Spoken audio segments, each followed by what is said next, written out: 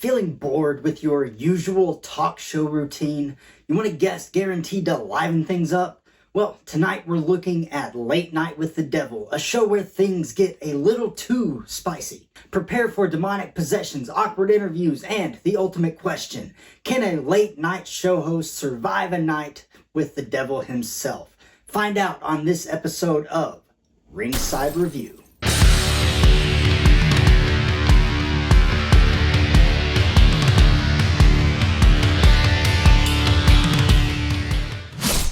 Welcome back to WWH. My name is Andrew Dreamer.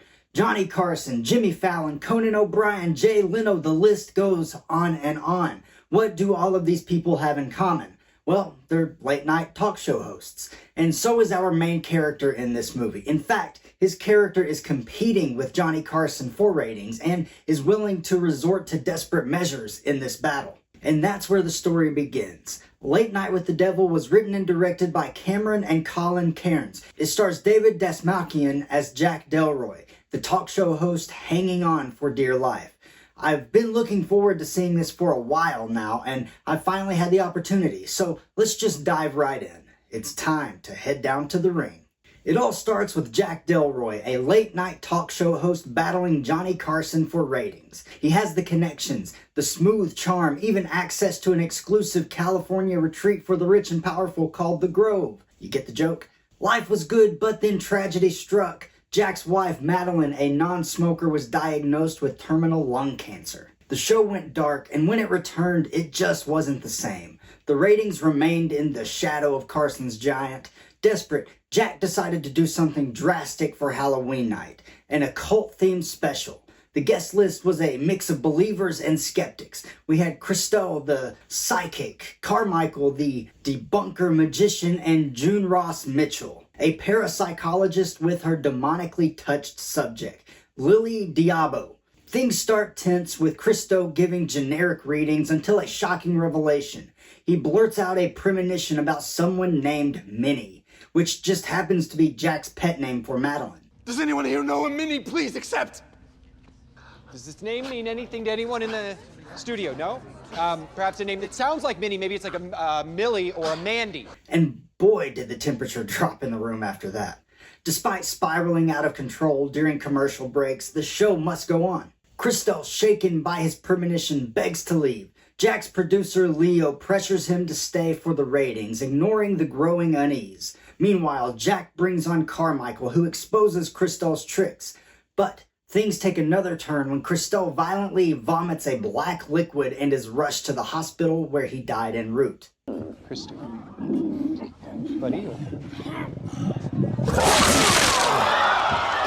By the way, don't miss a single bone-crushing upload. Hit that subscribe button, unleash the horrors, and become a member of the WWH Universe. We're not just wrestling with horror. We're delivering it to your screen every week. Despite these disturbing events, the show again continues.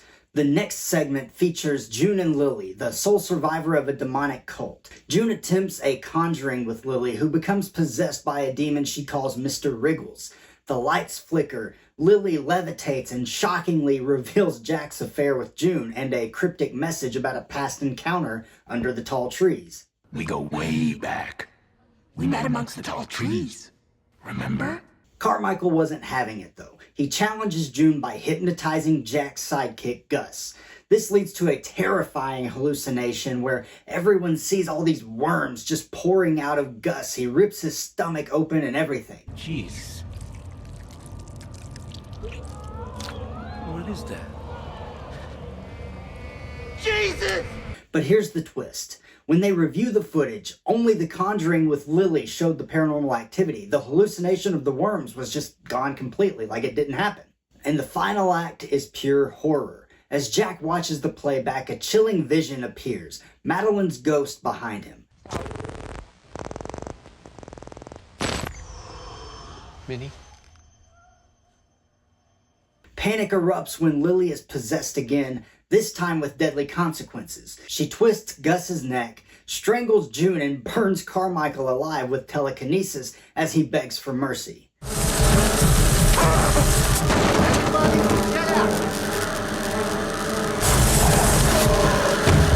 Holy crap. Crap, that escalated quickly. Confused and terrified, Jack gets transported into a twisted version of his show where he turns into Tom Adkins and tells everyone to turn it off.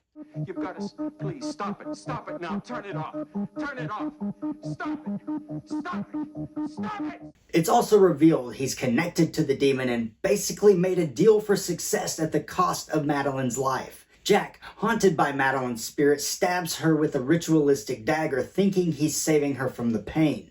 Suddenly, the scene shifts back to the now empty studio with the horrified Jack revealed to have stabbed Lily. He stands over the bodies of his dead guests and repeats the phrase, "Dreamer, now wake," as police sirens slowly get louder in the distance. And then the feed cuts out. Dreamer, here, awake. Dreamer, here.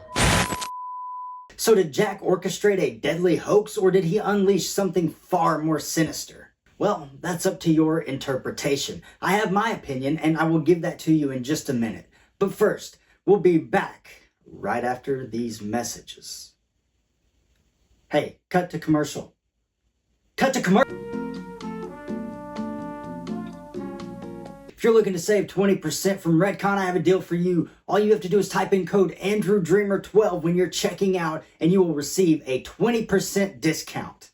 Head over to ProWrestlingTees.com/AndrewDreamer to check out some of my merchandise. Last but not least, head over to Patreon and consider becoming a member of the WWH Universe. There are a lot of really cool perks, and we would love to have you.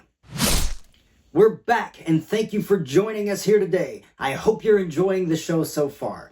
But let's continue on with the positives. Have you ever seen a horror movie that feels like you accidentally stumbled onto a haunted late-night talk show? Well, this film absolutely nails it. The grainy footage, the cheesy set design, it's like they took a time machine straight to 1977 and filmed everything on the set of an actual late-night show. Seriously, if you caught a clip of the opening scenes without context, you'd swear it was a real episode. But trust me, things get way weirder than Johnny Carson interviewing a mime. The ending of the movie leaves you questioning the true nature of events. Jack's hallucinations and the nightmarish recreation of a show suggest a descent into madness or demonic manipulation of his perception. I think the nature of the possession mimics hypnosis. So no, it wasn't a hoax, but Jack is seeing hallucinations just as Gus did. Only his hallucinations ended with him killing his guests. I do think it was Jack that killed everybody after becoming possessed himself. A lot of dialogue throughout the film points to this, but that's just my interpretation.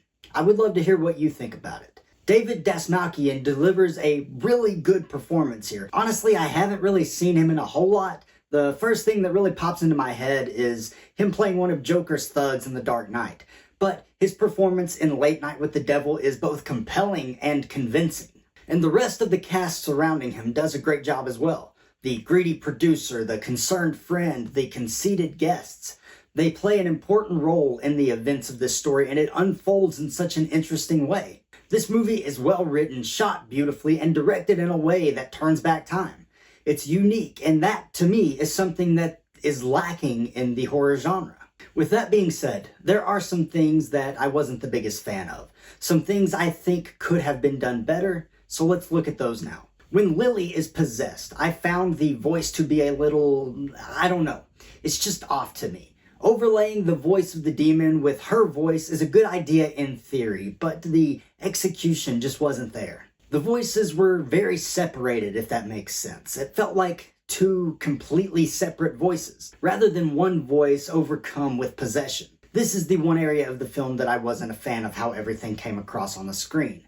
Lily looked a little robotic, which may have been what they were going for, but it just didn't really work for me. And while there were a lot of practical effects, some of the CGI that was used did not translate well for me. Specifically when Lily is possessed for the second time and kills everybody. Everything gets all glitchy, and I literally said, what is happening? Maybe it has something to do with the grain of the film. I understand that that's the aesthetic of the whole movie, but it looked kind of hokey to me. And lastly, this movie is a slow burn. You get these little bits of demonic presence throughout, but a majority of the actual possession stuff happens during the last third of the movie. I'm okay with a slow burn movie, but for whatever reason, I really picked up on it here. Overall though, I really enjoyed this movie. I think it's something the horror genre hasn't really seen before. I love original ideas and movies that use some sort of real-world creation to form a horror story, and I think that they did a very good job of doing that. It's streaming now on Shudder, so you should definitely give it a watch if you haven't seen it yet. Well, that's all the demonic delights I can unpack for now, but seriously folks, is Late Night with the Devil a masterpiece of horror or a found footage fumble? Hit the comments and let's make a deal. I mean, discuss. And remember, in the squared circle of horror, there's no count out for nightmares. My name is Andrew Dreamer, and this is Wrestling with Horror.